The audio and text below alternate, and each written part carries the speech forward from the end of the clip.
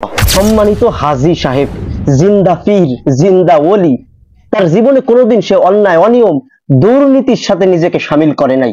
কেমন যেন সরাসরি জান্নাত থেকে পালিয়ে, আই রিপিট, সরাসরি জান্নাত থেকে পালিয়ে আমাদের গোপালগঞ্জে হান্দায় গেছে। সাম্প্রতিক সময়ে এসে এই ফেরেশতার মতো মানুষটাকে নিয়ে বাংলাদেশের কিছু মিডিয়া এবং পত্র পত্রিকা বিশেষ করে ষড়যন্ত্র শুরু করছে।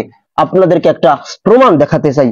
দেশের একটি উল্লেখযোগ্য সংবাদ মাধ্যম আজকের পত্রিকা, তারা একটা নিউজ করেছে। তারা লিখেছে, দেশ জুড়ে তার জমিদারি, দেশ জুড়ে তার জমিদারি। বেনজির আহমেদের জমি 50 বিঘা ঠাকুরগাঁও সদরে, 50 বিঘা নীলফামারীতে, 100 বিঘা কিশোরগঞ্জ সদরে, 200 বিঘা গাজীপুরে, 273 বিঘা মাদারীপুরে। আহা, আমাদের গোপালগঞ্জ কোথায়? 75 বিঘা বান্দরবনে, 182 বিঘা এটাও বান্দরবনে অন্য একটা উপজেলায়, 48 বিঘা সাতক্ষীরা সদরে, 2 বিঘা কক্সবাজারে, 2 বিঘা এটাও কক্সবাজারে অন্য আর এক উপজেলায়, 1400 বিঘা গোপালগঞ্জ সদরে। ঢাকার উত্তরা ও ভাটারায় 7 তলা 2টি ভবন, গুলশানে আরো 4টি। 10 জেলায় বেনজির ও পরিবারের 2385 বিঘা জমি। ঢাকায় 7 তলা 2 বাড়ি, গুলশান ও বসুন্ধরায় 5টি ফ্ল্যাট। 5 তারকা হোটেলে 19 প্রতিষ্ঠানে পারিবারিক শেয়ার। 5 দেশে বেনজিরের সম্পদের খোঁজ করছে দুদক। বেনজিরের চিকিৎসকের নামেও 250 বিঘা। এই জায়গায় কয় হাজার টাকার জমি আছে কল্লি? রাষ্ট্রের এত বড় একজন দায়িত্বশীল, সে কি আমার মতো কোনো ফকিন্নির পোলা?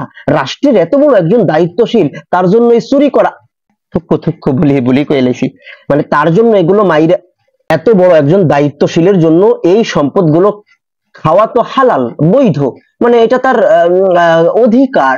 মানে আমি চিন্তা করি ভাই, একটা মানুষের কি পরিমাণ চাহিদা থাকতে পারে, মানে একই আল্লাহর সৃষ্টি, অথচ দেখেন মানুষের চাহিদার ক্ষেত্রে কত আকাশ আর জমিনের মতো পার্থক্য।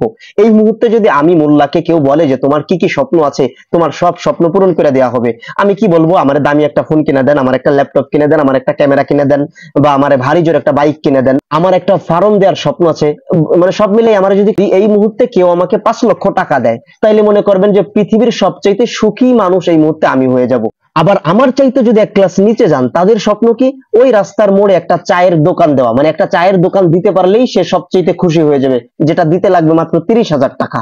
মানে একই আল্লাহর সৃষ্টি। এমন তো না যে বেনজির আহমেদের 3টা হাত, আমার 2টা হাত, আমারও 2টা হাত, তারও 2টা হাত, আমারও 2টা পা, তারও 2টা পা, আমারও আল্লাহ 2টা চোখ দিয়েছে, তাকেও 2টা চোখ দিয়েছে। অথচ দেখেন তার আর আমার মধ্যে কি আকাশ জমিন পার্থক্য। যদিও বেনজির সাহেবকে এখন পর্যন্ত আমরা অপরাধী বলতে পারি না আইনের ভাষায়, যেহেতু তার এই যে সম্পদগুলো, এগুলো কি বৈধ না অবৈধ, এগুলো তিনি কিভাবে অর্জন করলেন, যেহেতু সেটা এখনো প্রমাণ হয়নি। মিডিয়ার কল্যাণে আমরা জানতেছি উনি নাকি দেশে নাই, উনি দেশ ছেড়ে পালিয়েছে। ঘটনা যদি সত্য হয়, তাহলে বর্তমান বাংলাদেশের যে দায়িত্বশীলরা আছেন, এখান থেকে একটু শিক্ষা নেন।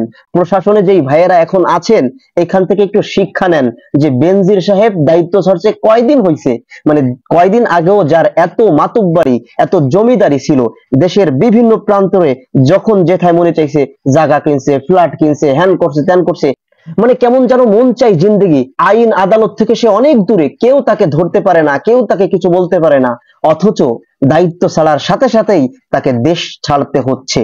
আপনারা যারা এখন দায়িত্বে থেকে খুব লাফাচ্ছেন, পরিবেশ পরিস্থিতি পাল্টে যেতে কিন্তু সময় লাগে না।